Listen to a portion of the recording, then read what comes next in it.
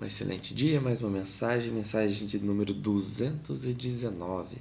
Tenha discernimento para aceitar os conselhos e humildade para pô-los em prática. A mensagem de hoje é sobre mensageiros. E começando em 2 Reis 5:19, que narra a história da cura da lepra de Naamã. E ali a gente consegue extrair várias lições e várias passagens. Começando porque ele, sendo do exército, retornando à Síria, ele, apesar da sua condição, da sua doença, ele trouxe uma escrava e essa escrava falou para ele: o senhor devia ir até o profeta em Israel porque ele pode lhe purificar. E naquele momento ele foi até o rei da Síria, ao qual fez uma carta para o rei de Israel, e ele levou essa carta. E recebendo essa carta, ela foi rasgada as vestes. E naquele momento ele falou assim: quem sou eu para te curar?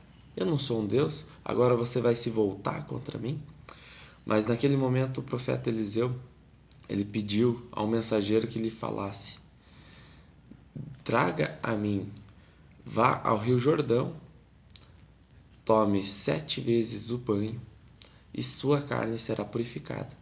E Naamã, que ele tinha um pouco da soberba, do orgulho, porque ele tinha bens materiais, ele tinha riquezas, ele ficou indignado, porque ele falou assim, ele esperava uma situação de pompa, ele esperava uma cerimônia para ser curado, ele esperava que ele fosse tocado, que palavras viessem, que ele se banhasse num rio diferente, que fosse feito toda uma circunstância para ele ser curado. E a ordem que ele lhe deu foi simples: se banhe 7 vezes no rio Jordão. Porém, ele foi convencido dos escravos a fazer o que o profeta havia lhe pedido, para ele ser sim purificado. Então, nesse momento, a gente entende que o orgulho, ele muitas vezes precede e não deixa a gente receber as graças e o que é extraordinário na nossa vida, por falta de humildade, por soberba, por orgulho. Então, nesse momento, ele teve que abrir mão daquele orgulho. E mesmo contrariado, ele foi lá e se banhou. E ele teve que ter a ação, porque tudo na nossa vida ele demanda uma ação, ele demanda uma prática. E ele foi lá e se banhou as 7 vezes. E quando ele saiu das 7 vezes, ele estava com a pele restaurada. E nesse momento, com a pele restaurada, nada na Bíblia é por acaso, então ele ressalta ali com a pele restaurada que nem a de um bebê, que era para simbolizar uma nova vida, para simbolizar um novo começo, uma transformação que Deus gerou na vida dele.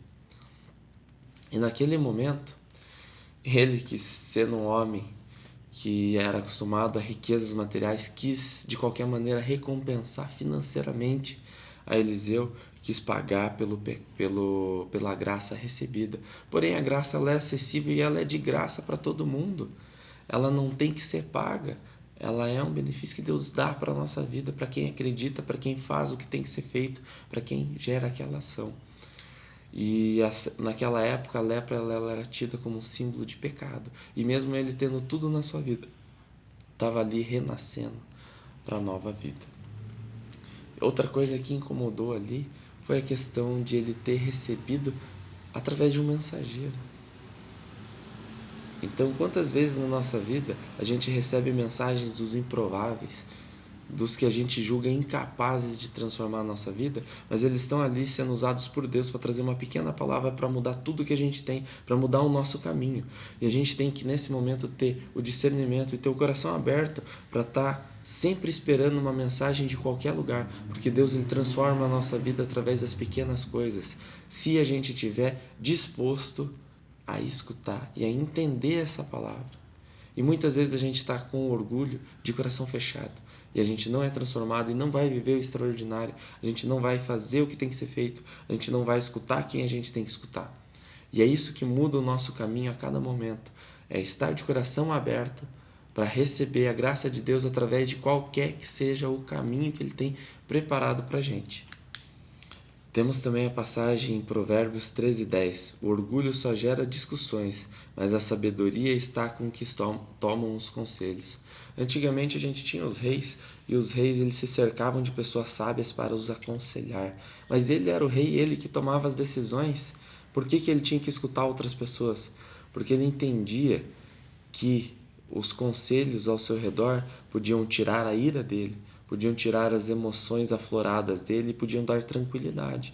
E podiam fazer eles pensar, de alguma maneira, em algumas alternativas que às vezes sozinhos eles não conseguiam pensar. Não quer dizer que eles não tivessem o poder da decisão, mas queria dizer que eles poderiam estar com os corações abertos, com a cabeça aberta, para ouvir conselhos e buscar a sabedoria, porque aí sim a gente consegue ter um discernimento maior e poder pôr em prática da melhor maneira possível, porque Deus ele age através dessas maneiras, através dos outros na nossa vida, e assim a gente vai alcançar aquela vida extraordinária. Então meu conselho para vocês hoje é: busquem, abram o coração, abram a sua cabeça e busquem aconselhamento aos outros, e daí com tudo que vocês recebem, tenham discernimento e peçam para Deus mostrar o caminho correto para a vida de vocês ser transformada também.